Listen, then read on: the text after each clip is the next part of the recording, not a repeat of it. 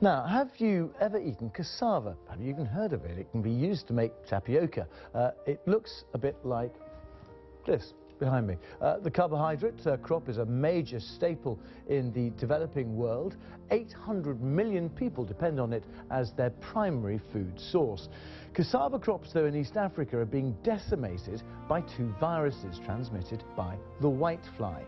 There is hope, though. For the first time, researchers are working with farmers in Uganda and Tanzania to track the disease using a portable DNA sequencer. We've just shown the farmer the symptoms in the field, and we were able to collect some samples that we are going to work on in the lab. We are here in Tanzania bringing nanopore technology to farmers.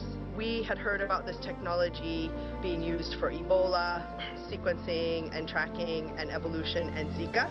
And so we decided that we should bring this to farmers in East Africa, which means that they'll be able to intervene with the viruses and eventually have more food. It's empowerment of people. Having the technology in a country means that you don't have to rely on anybody else. You can just do it yourself. We did the lab work, we did the data analysis, and we're back at the farm all within 48 hours, and it is a massive, massive victory. Well, we saw two of the people alongside me now in that piece there. How does it work? The virologist, Dr. Joseph Nguru, and the scientist, Dr. Laura Boykin from the University of Western Australia. Welcome to you both. Joseph, I can start with you. Is it really the speed and the ease with which this can be diagnosed which makes this such a special breakthrough? Yeah, first of all, over 300 million people in Africa depend on cassava as the source of their daily calories. But unfortunately, productivity of cassava is compromised by two viral diseases.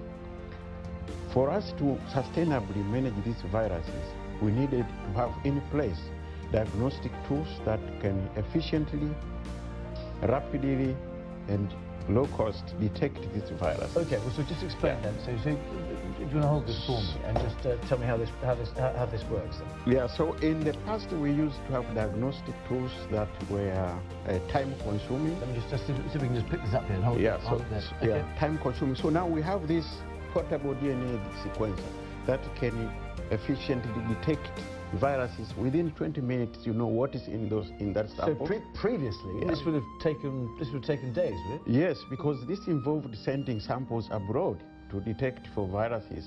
Okay. So it would take maybe 3 months to get results, but now within 20 minutes you have it. So Laura, I know you've been working on this with Joseph for many years. So does this mean that people can detect very quickly that they've got a problem, and does that mean then eradicating the problem? Just tell us what the next part of this is. Yeah, so for example, we went in Tanzania and visited Asha, a farmer who was getting 1 ton per hectare, and within 48 hours we were back at her farm telling her, you have these viruses and here's the intervention strategy, so she can immediately start to lift herself out of poverty and have more money for a really important thing. But does that mean, though, eradicating contaminated crops and then replanting? I mean, is that the idea? Yep. Yeah, so getting rid of infected material and giving her virus-free planting material. Okay, and just on actually cassava itself, I don't think it was initially indigenous, was it, or to Africa? Or certainly the cassava was introduced from South America. And whitefly, which is an African insect. Yeah.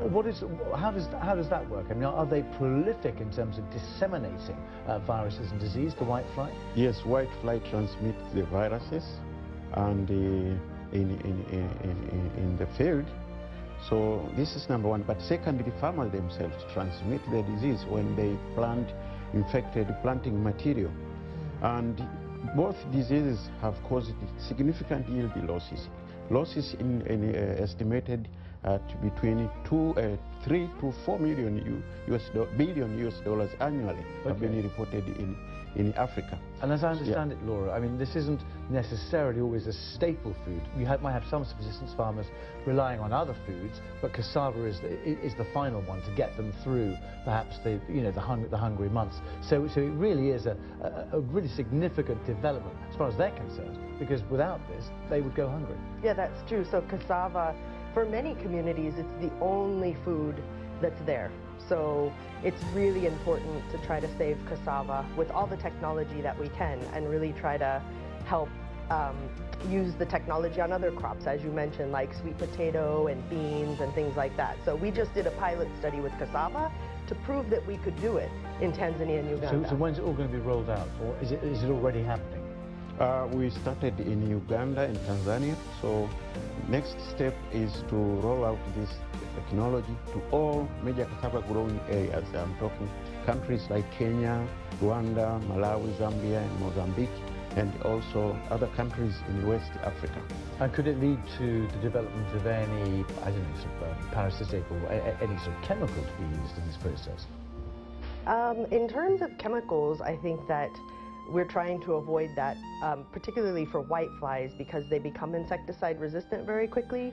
So we're using the technology to make sure we get virus-free material to farmers as a solution.